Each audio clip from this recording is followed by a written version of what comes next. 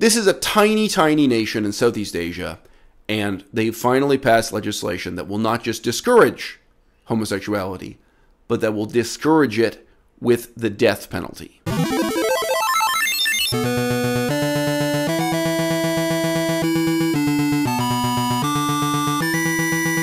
At the end of World War II, when most of the fundamental assumptions governing the United Nations were created, and to some extent codified in laws, policies, charters, and what have you, at the end of World War II, there was no nation-state in the world that felt it was their business or their responsibility to boss around the other nation-states to get them to protect gay rights, to prevent homosexuals from being persecuted.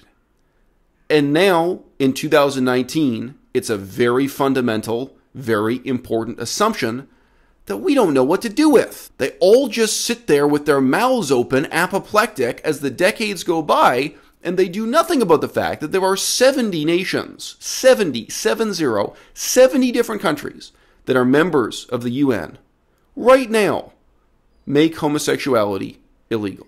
The Sultan is publicly enforcing harsh Islamic law, but privately he leads a life of opulence and decadence in his small, oil-rich nation. It is a great pleasure to welcome my good friend, His Majesty the Sultan of Brunei. Our militaries that are extraordinarily capable, and the bilateral military relationship between the United States and Brunei has the capacity to help people in times of need and to try to help avoid conflict rather than start conflict. He has, according to reports, at least 150 homes. He owns almost 20 aircraft. He has something like 7,000 to 9,000 cars, hundreds of thousands of suits, and millions of dollars in artwork. He is a key leader in the Southeast Asian region, but also widely respected around the world. It's hypocritical because he's talking about living humbly by the tenets of Islam, and yet he is, of course, one of the most fabulously, probably the most fabulously wealthy person on earth, and certainly the most materialistic person on earth. My understanding is tomorrow he's going to have an opportunity to take his family up to New York, where we're going to encourage him to do some shopping because we want to continue to strengthen the U.S. economy. The human rights paradigm raises more questions than it answers, but that makes it all the more important that we do with due diligence ask those questions and come to new conclusions, both in reference to particular controversies that may arise in the news and in reference to the changing cultural assumptions of our generation. At the end of World War II, when most of the fundamental assumptions governing the United Nations were created, and to some extent codified in laws, policies, charters, and what have you, at the end of World War II, there was no nation-state in the world that felt it was their business or their responsibility to boss around the other nation-states to get them to protect gay rights, to prevent homosexuals from being persecuted.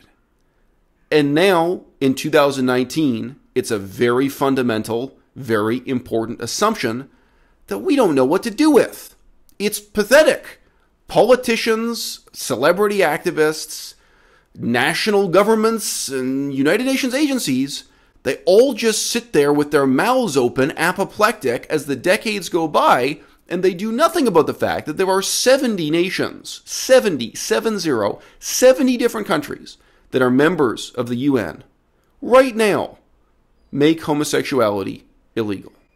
And the particular example we are discussing today, the particular example that today is the most important controversy for the newspapers to talk about, and that sadly will disappear from the newspapers within 2 weeks, the important example today is the bad news from Brunei.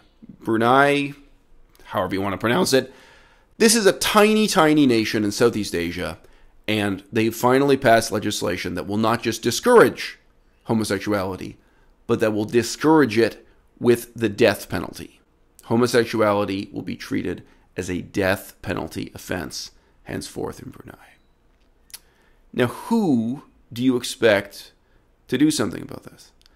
Do you expect there to be sanctions imposed by a neighboring state like Indonesia or Malaysia or the Philippines, do you think that those countries are going to impose sanctions on Brunei equivalent to the type of sanctions that are imposed against North Korea, Iran, sanctions that are imposed around the world to encourage political change, encourage policy reform, or encourage regime change, whatever the objectives of those policies may be.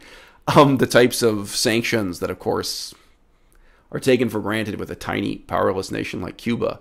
Cuba's faced sanctions for so long, and they failed to bring about political change. But nevertheless, there's no real risk for foreign powers in demonstrating their moral superiority over a country like Brunei. And there's a certain pragmatic school of thought that says, hey, even if we wouldn't stand up on a moral and ethical issue when the powerful nation we're standing up to is Russia or China or the United States of America, even if we don't have the luxury of standing up for human rights when the risks are too great, when the consequences are too grave, that it nevertheless is important and meaningful for the United Nations and national governments around the world to take that stand to impose negative consequences for negative policy choices when they can. To make an example out of Brunei, even if you're not going to consistently enforce this human rights standard or policy around the world equally. But nobody's even going to do that, are they? There's no whisper of a possibility that the United Nations will stand up and change the world, right? So the question we have to start to ask is, why does the United Nations even exist? When did our expectations of the United Nations get so low that we don't expect them to stand up and make a decisive difference in any conflict anywhere around the world on any human rights issue anywhere around the world? And I understand there's a great fear amongst governments that if the United Nations actually starts carrying out the human rights mandate that it was created to pursue, it's going to result in a kind of tyranny of objective standards being imposed where local, subjective, cultural standards don't match up with those objective expectations. If today you impose on a Muslim nation the expectation that they should treat homosexuals as equals, that homosexuality should be a protected, normal form of sexual behavior, well, what about circumcision? What about circumcision in Christian countries, in Jewish countries? Don't we know as a scientific fact that circumcision is an injury inflicted on a child?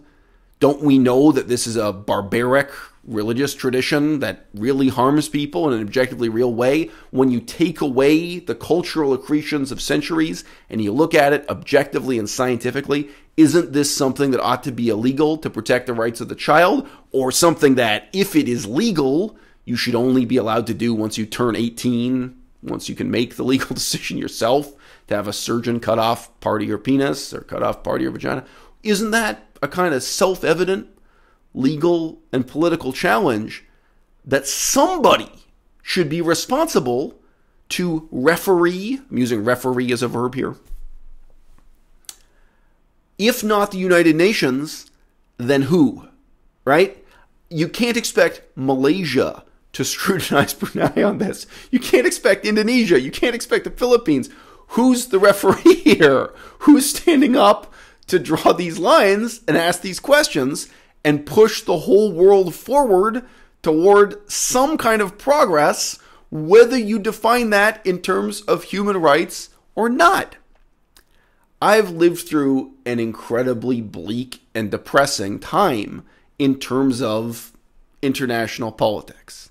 I lived through the worldwide disappointment about humanitarian intervention in Yugoslavia, Kosovo, that whole mess. I lived through the disaster of United Nations intervention, well, the very end of it, in Cambodia. Cambodia's long story. Anyone else here old enough to remember United Nations intervention in East Timor? How about Haiti? How many United Nations interventions in Haiti, and how many went horribly wrong? Did I mention Rwanda? Rwandan massacres, Rwandan genocide? No.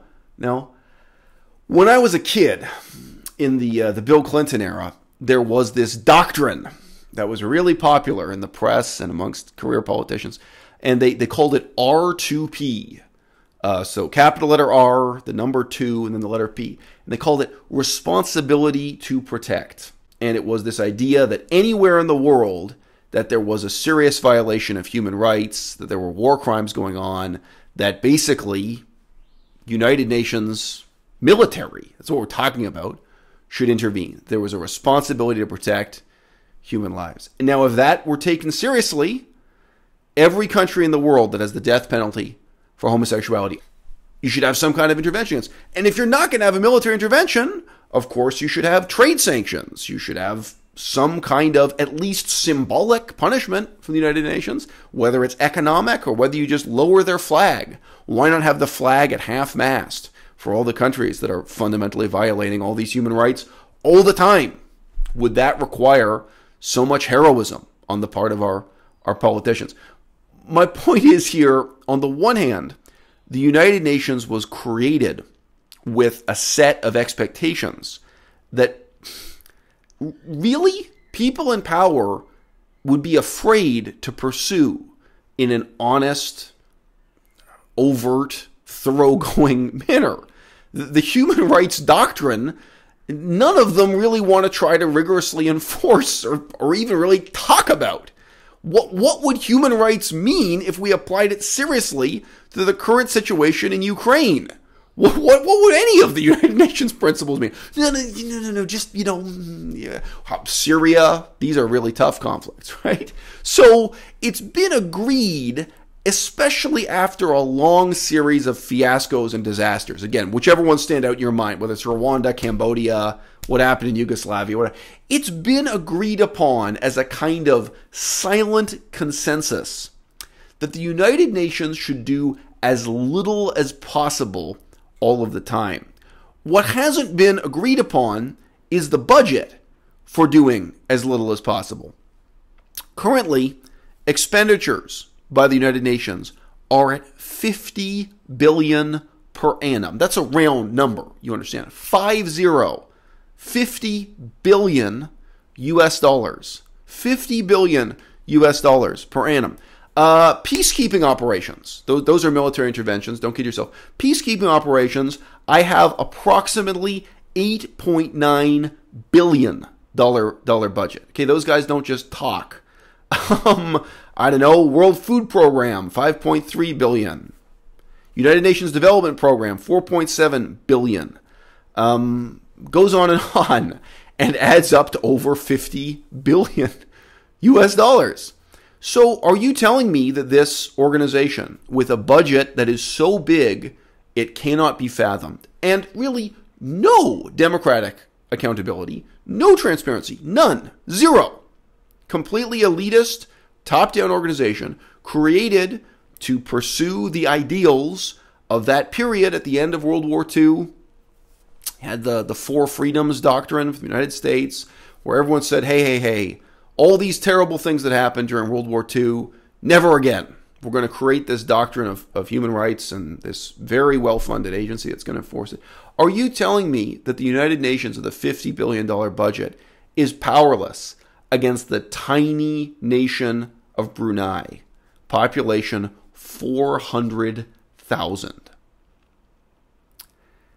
And if they're not powerless, why is it that nobody, I looked at the New York Times coverage, I looked at Deutsche Welle, I looked at several different articles covering this, nobody is even discussing the remote possibility that anything is going to happen. And again, if that impetus for change, if that power of suasion is not put upon Brunei by the United Nations, who do you think is going to do it?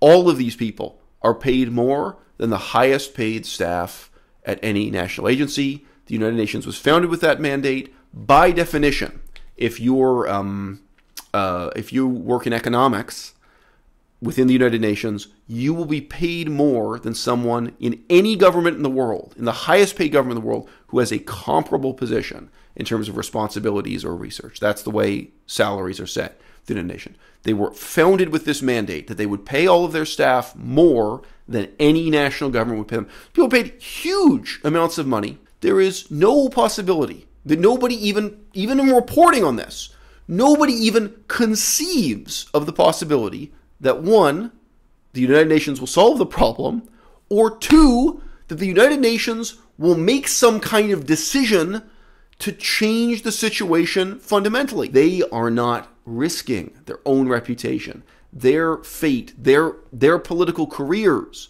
are not in any way attached to the success or failure of outcomes, whether those are human rights outcomes or democratic outcomes or, I don't know, just a project to make the world a better place. There's no sense in which their career or their reputation, there's no sense in which there can be positive or negative consequences for them linked to these projects the United Nations embarks upon.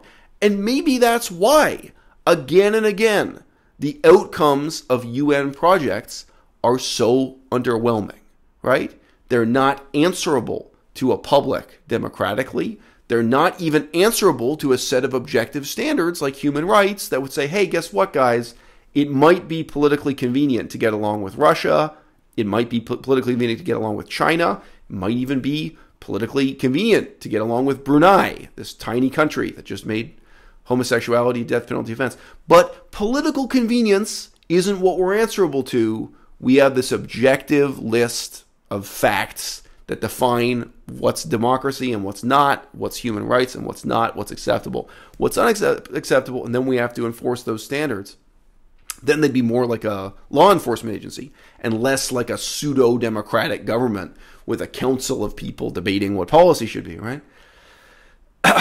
Our expectations of the UN have been lowered to such an unfathomable extent that we neither expect them to do anything decisive in relation to a more abstract matter of principle like gay rights in Muslim-majority countries, nor do we expect anything to change, anything decisive to happen in a situation where it's incredibly ethically simple.